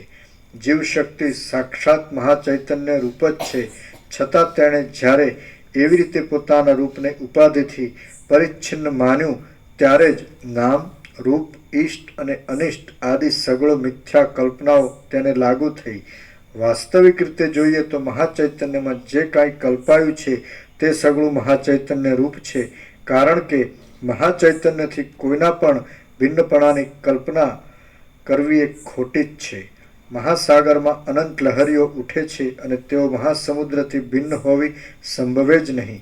જેમ કડા અને બાજુબંધ આદિ આભૂષણો સુવર્ણથી ભિન્ન નહીં હોવા છતાં પણ નામરૂપાત્મક કલ્પનાને લીધે ભિન્ન માની લેવામાં આવે છે, તેમ જીવ તથા કાળ આદિ સગળા પદાર્થો બ્રહ્મથી ભિન્ન નહીં હોવા છતાં પણ સ્વરૂપની ભૂલથી નામરૂપાત્મક કલ્પનાને લીધે ભિન્ન માની લેવામાં આવે છે, અર્થાત તે કલ્પિત છે. એક દીવામાંથી થયેલા બીજા દીવાઓની જે જુદાઈ છે તે વાટ એટલે કે દિવેટ આદિ ઉપાધિઓના દેશની, કાળની તથા અવયવોની જુદાઈને લીધે જ છે, પણ અગ્નિરૂપ સ્વરૂપની જુદાઈથી નથી. તે જ પ્રમાણે જીવમાં બ્રહ્મથી જે જુદાઈ છે તે પણ ઉપાધિઓના સ્વભાવને લીધે જ છે, પણ સ્વરૂપની જુદાઈથી નથી. દેશ શક્તિ, કાળ શક્તિ અને ચલન શક્તિથી ઘેરાયેલી એ જીવ શક્તિ સંકલ્પોને અનુસરતા બહુ જ હાસ્યનું પાત્ર થઈ જાય છે. હે મહાબાહુ, દેશ, કાળ અને ક્રિયાઓથી ઘેરાયેલું અને કલ્પનાઓને લીધે પોતાના પરિચ્છિન્નપણાને માનતું જે ચૈતન્ય છે તે જ ક્ષેત્રજ્ઞ કહેવાય છે. ક્ષેત્ર એ શરીરનું નામ છે અને તે શરીરને તેની અંદરના તથા બહારના પદાર્થો સહિત તે ચૈતન્ય જાણે છે, એટલા માટે ક્ષેત્રજ્ઞ કહેવાય છે. એ ક્ષેત્રજ્ઞ બ્રેકેટમાં જીવ એ ક્ષેત્રજ્ઞ જ હું છું એવી દ્રઢ કલ્પનાથી કલંકિત થઈને અહંકારપણાને પ્રાપ્ત થાય છે. એ અહંકાર નિશ્ચયાત્મક કલ્પનાઓથી કલંકિત થઈને નિર્ણય કરવા લાગે છે અને બુદ્ધિપણાને પ્રાપ્ત થાય છે. બુદ્ધિ સંકલ્પ વિષયોથી કલંક થઈને મનપણાને પ્રાપ્ત થાય છે. મન ગાઢ વિકલ્પવાળું થઈને ધીરે ધીરે ઇન્દ્રિયપણાને પ્રાપ્ત થાય છે અને ઇન્દ્રિયો વિષયોની દ્રઢ લાલચોથી કલંકિત થઈને હાથ પગવાળા સ્થૂળ દેહપણાને પ્રાપ્ત થાય છે. સ્થૂળ દેહ જગતમાં જન્મે છે, જીવે છે અને જોવામાં આવે છે. આ રીતે વાસનાઓ રૂપી રજ્જુઓથી વીંટાયેલો જીવ દુઃખોના સમૂહોથી ઘેરાઈને અનુક્રમે સ્થૂળ દેહપણાને પ્રાપ્ત થાય છે. જેમ અનુક્રમે પાકતા પણ ફળની અવસ્થા બદલાઈ જાય છે પણ જાતિ બદલાતી નથી, તેમ વાસનાઓને લીધે આવી હલકી હલકી સ્થિતિઓ પ્રાપ્ત થવા છતાં પણ જીવની માત્ર દશા બદલાઈ જાય છે, પરંતુ તેથી નિર્વિકાર ચૈતન્યપણું બદલાઈ જતું નથી. આ રીતે જીવ અહંકારપણાને પામ્યો, અહંકાર બુદ્ધિપણાને પામ્યો અને બુદ્ધિ સંકલ્પોના સમૂહથી ગૂંથાયેલા મનપણાને પામી. સંકલ્પમય આકારવાળું એ મન સાચા ખોટા મનોરથોથી તુચ્છ વિષયોમાં આસક્ત થાય છે અને સંસ્કાર રૂપે સ્ત્રી, પુત્ર આદિના આકારોનું ગ્રહણ કર્યા કરે છે. જેમ ગાયો મદોન્મત્ત આખલાની પછવાડે તેને ખરાબ કરવાને માટે જ દોડે છે અને નદીઓ જેમ સમુદ્રની પછવાડે તેને મલિન કરવાને માટે જ દોડે છે, તેમ ઈચ્છા આદિ શક્તિઓ મનને ખરાબ કરવાને માટે અને મલિન કરવાને માટે જ મનની પછવાડે દોડે છે.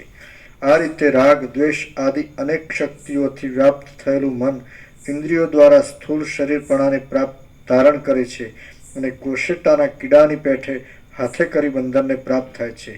જેમ ખાવાની લાલચને લીધે મત્સ્ય હાથે કરીને જાળમાં બંધાય છે, તે જ પ્રમાણે પોતાના સંકલ્પોનું વારંવાર સ્મરણ કરવાને લીધે મન પણ ભૂંડે હાલે આ સંસારમાં બંધાઈને પરિતાપ પામે છે. હું ખરેખર બંધાવું છું એમ માની એ મિથ્યા બંધનને સાચું માન્યા કરતું અને ધીરે ધીરે પોતાના બ્રહ્મપણાને છોડી દેતું એ મન પોતાની અંદરના જગતરૂપી જંગલમાં અનેક પ્રકારની ભ્રાંતિરૂપ રાક્ષસીને ઉત્પન્ન કરે છે. પોતે ધારેલા શબ્દ સ્પર્શ આદિક વિશ્વરૂપી અગ્નિઓની રાગ દ્વેષ આદિક જ્વાળાઓની અંદર પડીને તે સાંકળથી બંધાયેલા સિંહની પેઠે અત્યંત પરવશ થાય છે. વાસનાઓને લીધે તે પોતામાં વિચિત્ર કાર્યોના કર્તાપણાનું સંપાદન કરે છે અને પોતાની ઈચ્છા માત્રથી રચાયેલી અનેક દશાઓમાં પડ્યા કરે છે. એ જ પદાર્થ શાસ્ત્રના કોઈ સ્થળમાં મન કહેવાય છે, કોઈ સ્થળમાં બુદ્ધિ કહેવાય છે, કોઈ સ્થળમાં જ્ઞાન કહેવાય છે, કોઈ સ્થળમાં ક્રિયા કહેવાય છે, કોઈ સ્થળમાં અહંકાર કહેવાય છે અને કોઈ સ્થળમાં લિંગ શરીર કહેવાય છે. કોઈ સ્થળમાં તે પ્રકૃતિ કહેવાય છે, કોઈ સ્થળમાં તે માયા કહેવાય છે, કોઈ સ્થળમાં તે મળ કહેવાય છે અને કોઈ સ્થળમાં તે કર્મ કહેવાય છે. તે કોઈ સ્થળમાં બંધ કહેવાય છે, કોઈ સ્થળમાં ચિત્ત કહેવાય છે, કોઈ સ્થળમાં અવિદ્યા કહેવાય છે અને કોઈ સ્થળમાં ઈચ્છા કહેવાય છે. કોઈ સ્થળમાં ચિત્ત કહેવાય છે, કોઈ સ્થળમાં અવિદ્યા કહેવાય છે અને કોઈ સ્થળમાં ઈચ્છા કહેવાય છે. હે રામ, તે જ આ મન આ રીતે સંસારમાં બંધાયેલું છે, દુઃખી છે, તૃષ્ણાથી તથા શોકથી ઘેરાયેલું છે અને રાગના વિસ્તીર્ણ સ્થળરૂપ છે. તે સંસારની ભાવનાથી વૃદ્ધાવસ્થામાં, મરણમાં તથા મોહમાં કૂટાયા કરે છે. સંકલ્પ વિકલ્પોથી વ્યાપ્ત છે અને અવિદ્યાના રંગથી રંગાયેલું છે. ઈચ્છાઓને લીધે તે ક્ષોભ પામ્યા કરે છે. કર્મોરૂપી વૃક્ષોની ઝાડીના અંકુરરૂપ છે. પોતાની જન્મભૂમિને ભૂલી ગયું છે અને કલ્પિત અનર્થોથી સંકુલ છે. કોશેટાના જીવડાની પેઠે તે પોતાની મેળે બંધાયેલું છે. શોકના નિવાસરૂપ થઈ ગયું છે.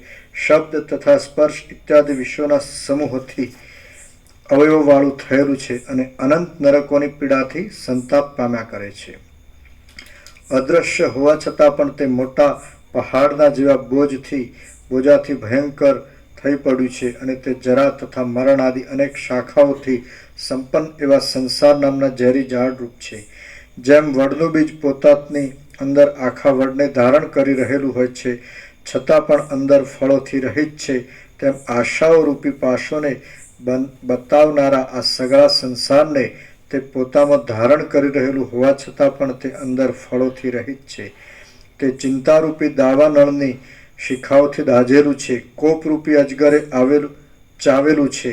કામનારૂપી મહાસાગરના મોજાઓથી પછડાયેલું છે અને પોતાના દાદાને મૂળ કારણને ભૂલી ગયું છે. ટોળાથી વછૂટેલા હરણની પેઠે તે શોકથી બેભાન થઈ ગયું છે અને વિશ્વરૂપી અગ્નિની જ્વાળાઓથી તે પતંગિયાની પેઠે બળ્યા કરે છે. કપાઈ ગયેલા મૂળવાળા કમળની પેઠે તે બહુ જ ગ્લાનિ પામેલું છે.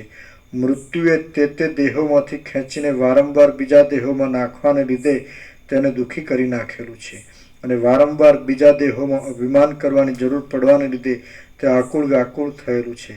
વિચિત્ર રૂપોથી મારી નાખવાને સજ્જ થઈ ઉભેલા વિશ્વરૂપી શત્રુઓ ઉપર વિશ્વાસ રાખીને તે તેમની મધ્યમાં રહેલું છે અને એવી દુઃખદાયી અનંત દશાઓમાં તે લોટ્યા કરે છે.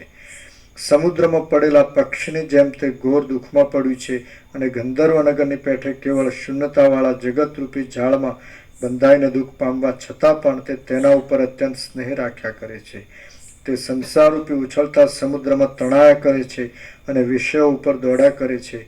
હે દેવતુલ્ય, હાથીને જેમ કાદવમાંથી બહાર કાઢવામાં આવે તેમ તમે એને સંસારમાંથી બહાર કાઢો. હે રામ, મન કામદેવ રૂપી ખાબોચિયામાં બળદની પેઠે ખૂંચી ગયું છે. પુણ્યનો ક્ષય થવાથી હવે તેને ઉત્તમ પરલોકમાં જવાનું સાધન રહ્યું નથી.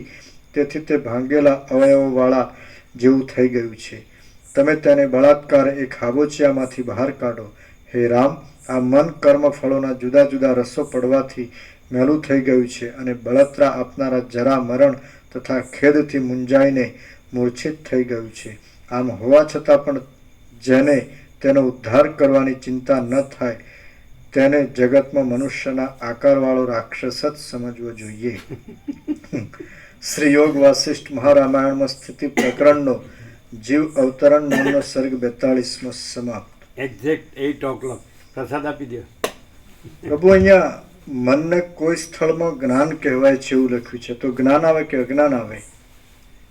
એટલે જે મને જે સર્જેલું જે અજ્ઞાન છે ને હા. એને જાણવું, અચ્છા. એટલે અજ્ઞાનને જ્ઞાન કીધું. મને જેમ કે દાખલા તરીકે જાગ્રત છે અને સ્વપ્ન જે છે તો સ્વપ્નનું જ્ઞાન પણ એ અજ્ઞાન જ છે, સ્વપ્ન જ નથી. એટલે એવી રીતે આ જે સંસારનો ભ્રમ છે, આ મિથ્યા નાશન અસત અસાર ને દુઃખ અને જે સ્વપ્ન જેવું જાણવાના જળ છે, તો આ જ્ઞાન જ છે.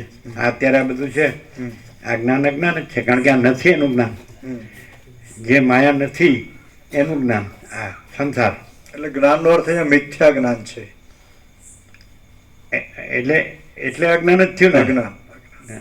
નથી એને જાણવું, સ્વપ્ન નથી અને સ્વપ્નને જાણવું એટલે જ્ઞાન કરવું, પણ એ નથી એને જાણવું એટલે અજ્ઞાન. અને સ્વરૂપને જાણવું એટલે આ પરમાકાશ છે. સાયન્ટિફિકલી બહુ સરળ છે કે આ આખું પરમાકાશ કેવલ અનંત શુદ્ધ તેજ ઘન, તો પરમાકાશ છે અને એ કેવલ અનંત શુદ્ધ તેજ ઘન છે અને એ સ્વરૂપ છે, એ આત્મા છે, આત્મા તત્વ, બ્રહ્મ તત્વ. તો પોતાના સ્વરૂપને જાણવું એ જ્ઞાન. અને સ્વરૂપમાં જે આ મનથી આ માયાનો ભ્રમ થયો છે બધો, એને જાણવું ખરું પણ એ અજ્ઞાન. નથી એને જાણવું એ અજ્ઞાન, છે એને જાણવું એ જ્ઞાન, આત્મજ્ઞાન. સ્વરૂપને જાણવું તો સ્વરૂપ પરમાકાશ છે, પરમ ચિદાકાશ, પરમ જ્યોતિ, અખંડ જ્યોતિ. એને જાણવું એ જ્ઞાન. તો એ કેવી રીતે જણાય છે? તો એ સ્વસંવેદ્ય છે, એટલે એ પોતાથી જ જણાય છે. જેમ સૂર્ય પોતાથી જણાય, આકાશ પોતાથી જણાય, મહાસાગર પોતાથી જણાય, એમ એવી રીતે એ મહાચૈતન્ય પ્રકાશ છે, અનંત સ્વચ્છ મહાચિદાકાશ, અનંત શાંતિ છે, એ સ્વસંવેદ્ય છે, સ્વયં પ્રકાશ સંપૂર્ણ, એ પોતાથી જણાય છે. પણ જ્યાં આગળ આ ભ્રમ હોય ને મનનો, તો ન જણાય. અને મનનો ભ્રમ કાઢી નાખે ને કે હું આ છું ને આ જગત છે, આ મનનો ભ્રમ છે, આ કાઢી નાખે ને એટલે ત્યાં પોતે જ પરમાકાશ છે, પોતે જ પરમ ચિદાકાશ, પરબ્રહ્મ, પૂર્ણ બ્રહ્મ પરમાત્મા છે. જ્યાં મહાસાગર છે ત્યાં જ તરંગ ભાસે છે, પણ તરંગપણાનું અભિમાન છોડી દે. આ તરંગ છે, આ સંસાર છે, સૃષ્ટિ છે, જીવ જગત છે, દ્રષ્ટાદોષ છે, જન્મ મરણ છે, સુખ દુઃખ છે, આ બધું તરંગ છે મનના, સંકલ્પ કલ્પના. એટલે આ ભ્રમ કાઢી નાખે તો પોતે જ મહાસાગર છે. એટલે મહાસાગર એ બીજો નથી, તરંગ એ બીજો નથી. એને સ્વરૂપથી જાણવું હોય ને તો જ્યાં હું છે ને તો એ તરંગ છે, સમજાય? જે જગત છે ને એ તરંગ છે, સમજાય? પણ ત્યાં આગળ જે જ્ઞાન છે ને એ જ્ઞાન છે તો એ પૂર્ણ બ્રહ્મ પરમાત્મા છે. જ્ઞાનમ જ્ઞેયમ જ્ઞાનગમ્યમ રીતિ સર્વસ્વિત. એટલે અહીં જે જ્ઞાન છે અને એમાં જો મનનો ભ્રમ ને આ દેહ ને દ્રશ્ય ને હું ને મારું ને આ ભ્રમ ન રાખે, સમજાય કે નહીં? તો પોતે જ પૂર્ણ બ્રહ્મ પરમાત્મા છે. એ જ્ઞાન જ, જો જ્ઞાન છે એ આ દેહ દ્રશ્ય હું મારુંનો ભ્રમ રાખે તો એ અજ્ઞાન છે. અને એ જ જ્ઞાન છે, સમજાય કે નહીં? તો એ આ કોઈ ભ્રમ ન રાખે દેહ દ્રશ્ય હું મારુંનો, તો એ પોતે જ પૂર્ણ બ્રહ્મ પરમાત્મા છે. ફરીથી જે જ્ઞાન છે એ આ દેહ દ્રશ્ય હું મારુંનો ભ્રમ રાખે ને તો એ અજ્ઞાન છે, એ આ બધો સંસાર, સમજે? એટલે બધા એવી રીતે અજ્ઞાની સંસારી કેમ છે? કારણ કે આ ભ્રમ રાખે છે અજ્ઞાનનો કે હું આ છું, આ જગત છે, હું જન્મું છું, જીવું છું, હું મારું કરું છું, રાગ દ્વેષ કરું છું, બડા છોટા ભલા બુરા ભેદાભેદ કરું છું. આ સ્ત્રી પુરુષ છે, આ ઘર છે, આ ધન છે, આ પ્રજા છે, આ પ્રજાની પ્રજા છે, આ સુખી દુઃખી થાઉં છું, આ મરી જાઉં છું. એ આ સ્વપ્ન જેવું જાંજવાનું જળ જેવું છે. હવે અત્યારે જે જ્ઞાન છે, હવે જોજો બરાબર, તો જ્ઞાન છે એ આ બધું જાણે જ કે નહીં કે હું આ છું જગત છે, તો એ અજ્ઞાન છે. એ માયાને જાણે છે. આ માયા છે, મન જે કીધું ને, મન જે કલ્પના કે ભ્રમ ભ્રાંતિ. પણ એ જ્ઞાન છે એ પોતે ચોખ્ખું રહે એટલે પોતામાં આ બધું ન જાણે. હું આ છું એ કાઢી નાખે, આ જગત છે એ કાઢી નાખે, આ જન્મ મરણના સુખ દુઃખનો હું તો મારું તારે રાગ દ્વેષ આ બધો ભ્રમ કાઢી નાખે, સમજાય જ કે નહીં? એ જ્ઞાન શુદ્ધ રહે તો એ પૂર્ણ બ્રહ્મ પરમાત્મા છે. અહીંયા ને અત્યારે જ, અહીંને અત્યારે જ જો, હવે અહીંયા જ જોઈ લો તમે, તો આ નથી અને દેખાય છે એ કાંઈ નથી. હવે જ્ઞાન છે કે નહીં? એ પૂર્ણ બ્રહ્મ પરમાત્મા છે. હાવ સીધું છે, 1+1 = 2. ખબર પડે ને બિપિન પ્રભુ, ખ્યાલ આવે? જ્ઞાન તો છે, પણ જ્ઞાન છે એ ત્યાં આગળ મનનો ભ્રમ થયો. મનમાં પછી આ બધો ભ્રમ થયો, દેહ, દ્રશ્ય, હું, મારું, આ બધું પછી બધું ચક્કર ચાલુ, સમજે? અને એ જ્ઞાન છે એ શુદ્ધ રહે પોતામાં, કોઈ મનનો કે જગતનો હું, આ દેહ, દ્રશ્ય, હું, મારું, આ કોઈ ભ્રમ ન રાખે, કાઢ નાખે. તો એ જ્ઞાન છે ચોખ્ખું જ્ઞાન, શુદ્ધ જ્ઞાન, કેવળ જ્ઞાન, નકરું એકલું કેવળ જ્ઞાન. સમજે જ કે નહીં? એ પૂર્ણ બ્રહ્મ પરમાત્મા. શું ગોબરો, ખ્યાલ આવે? આવે? અહીંયા જો જ્ઞાન છે કે નહીં, બધે જ્ઞાન છે કે નહીં? જ્ઞાન તો બધે સર્વવ્યાપક, સૂર્યપ્રકાશ બધે છે, એવી રીતે ચૈતન્ય જ્ઞાન પ્રકાશ બધે છે. તો એ ચૈતન્ય જ્ઞાન પ્રકાશ પોતાની સાથે આ હું ને જગતને ન જોડે તો એ પૂર્ણ બ્રહ્મ પરમાત્મા છે. એ ભગવાન છે, પ્રભુ છે, ઈશ્વર છે, ગોડ છે, સચ્ચિદાનંદ છે, ચિદાકાશ છે, બ્રહ્મ છે. બોલો જીતુ પ્રભુ, શું ક્લિયર નથી થતું? ક્યાં અટક્યો છે ખબર પડે? જે નાશવંત છે એને પોતાની હારે જોડીશ, અને પોતાને નાશવંત પોતામાંથી કાઢી નાખે, પોતે ચોખ્ખું રહે તો પોતે અવિનાશી છે. નહીં ખ્યાલ આવે? આવે જીતુ આવે? તમને આવે ક્લિયર? જ્ઞાન તો છે કે નહીં? બરાબર. પણ જ્ઞાન છે એ મહા ચૈતન્ય છે, પૂર્ણ બ્રહ્મ પરમાત્મા છે, પ્રકાશ છે. એ આવું બધું નથી. આવું આ કેટલી બધી ચંચળતા નથી, કેટલું દુઃખ, અસત, હું આ છું અને મને દુઃખ છે અને મને અશાંતિ છે, મારો અભાવ મળતો નથી, મારી ઈચ્છા પૂરી થતી નથી, મને આ મળ્યું ને ન મળ્યું ને મને આમ છે. એ શેનું? મનથી. અને મન કાઢી નાખે તો જ્ઞાન પોતે તો છે જ, પણ જ્ઞાન અજ્ઞાનને જાણે છે એટલે અજ્ઞાન, પણ જ્ઞાનને જાણે એ જ્ઞાન. આ અજ્ઞાન કેવી રીતે ખબર પડે? એક જ શબ્દમાં જાણું તો જ્ઞાન અવિનાશીને જાણે તો એ જ્ઞાન, અને જ્ઞાન નાશવંતને જાણે તો એ અજ્ઞાન. આ નાશવંત છે બધું. જાતસ્ય ધ્રુવ મૃત્યુ, ગીતામાં કૃષ્ણ કે જન્મેલા મૃત્યુ વેચી છે. તો પોતે જન્મ્યો છે એ ભ્રમ રાખે તો એ અજ્ઞાન. અને અવિનાશીમાં જન્મનો ભ્રમ નથી તો પરમાત્મા અવિનાશી છે એને જાણે તો એ જ્ઞાન છે એ અવિનાશી પરમાત્મા રૂપ છે. જે અવિનાશી પરમાત્માને જાણે એ જ્ઞાન અવિનાશી પરમાત્મા રૂપ છે. અને જે જ્ઞાન નાશવંત માયાને જાણે, આ બધું હું દેહ છું ને આ મારું છે ને આ, તો કોઈ રહ્યું જ નથી, કોઈ રહેતું. જે થયું એ ગયું. ભૂતકાળમાં જે થયા બધા ગયા, અત્યારે બધા થાય છે, જાય છે, ભવિષ્યમાં થશે જશે. લ્યો તમારા બાપદાદાને 71 પેઢી ક્યાં છે? લાવો બતાડો. લ્યો. અને આવનારી બાપદાદાને 71 પેઢી બતાડો ક્યાં છે? એટલે ભૂતકાળી નથી, ભવિષ્યકાળી નથી, તો વચમાં વર્તમાન કાળ છે એ નથી. જે આગલી બાપદાદાને 71 આખી ચેઇન છે, ચેઇન સાંકળ, તો આ વચ્ચેનો અંકોડો છે. તમે આજે છો અંકોડો, તો આગલા અંકોડા બધા ગયા થઈને, અને આવનારા આંકોડા થઈને જનારા છે, તો પછી આ આંકોડો રહેવાનો છે. એમ એ આને જાણવો એ જ અજ્ઞાન, જે નાશવંત છે ને. અને ત્યાં જ આગળ જે જ્ઞાન છે એ એમ જાણે કે આ આકાશ કેવું છે? અનંત અને સ્વચ્છ પરમાકાશ. આકાશ છે પર પરમાકાશ એ પોતે જ છે. તો એ આત્મજ્ઞાન છે. પોતે અનંત પરમાકાશ, કેવલ અનંત શુદ્ધ તેજ, ઘન બધું તેજ, અનંત તેજમાં અનંત તેજ વિના બીજું કાંઈ નથી.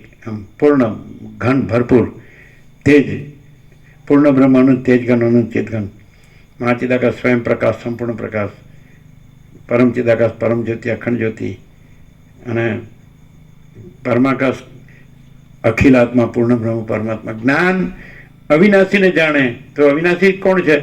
પરમાકાશ, આકાશથી પણ પર. એ શું છે? તો અનંત તેજ ઘન, અનંત ચિદ ઘન, અખંડ સચ્ચિદાનંદ ઘન. તો એને જાણે તો એ જ્ઞાન પરમાત્મા છે. જ્ઞાન અવિનાશી પરમાત્માને જાણે તો અવિનાશી. પણ જ્ઞાન હું આ છું અને હું મરવાનો છું એ અજ્ઞાન. કારણ કે અવિનાશી જન્મતું નથી ને મરતું નથી. આ કેવું છે? તો પછી આ કેમ દેખાય છે? તો અજ્ઞાન, તમે જ્ઞાનથી અજ્ઞાનનો નાશ કરો તો ન દેખાય, પણ તમે અજ્ઞાન રહો, અજ્ઞાની રહ્યો તો બધું દેખાય. તમે સ્વપ્નમાં રહ્યો તો સ્વપ્ન દેખાય, પણ જાગ્રત થયો તો સ્વપ્ન ન દેખાય. તો જે જ્ઞાન પરમાત્મામાં જાગ્રત છે કે આ પરમાકાશ છે, એમાં તો જીવન ને મૃત્યુ છે જ નહીં. અજન્મ અવિકારી અવિનાશી છે, એમાં તો જન્મ મરણ છે જ નહીં. તમે જન્મ મરણને જોતા હોય, સુખ દુઃખને જોતા હોય તો અજ્ઞાન છે. કારણ કે પરમાત્મામાં જન્મ મરણ સુખ દુઃખ નથી. એ તો સત્ય, ચૈતન્ય, આનંદ, એ તો અનંત પ્રકાશ, અનંત આનંદ, અનંત શાંતિ છે. તો એવું જે જ્ઞાન છે તો એ જ છે. પછી ખ્યાલ આવે છે કે નહીં? જે જ્ઞાન અવિનાશી પરમાત્માને જાણે, અવિનાશી પછી પસંદ તે મને હું પુરુષ છું, આ સ્ત્રી છે, આ ઘર છે, આ ધન છે, આ ભોગો છે, ઇન્દ્રિયોનો વિષય ભોગો છે, આ બધી વાસના છે. એ તો વાસના છોડવી પડે. આસક્તિ, રાગ, મોહ બધું છોડ. આ ખોટું અજ્ઞાન તો છોડો નહીં તો પછી સાચું જ્ઞાન કેવી રીતે થાય? આ સાચું જ્ઞાન છે.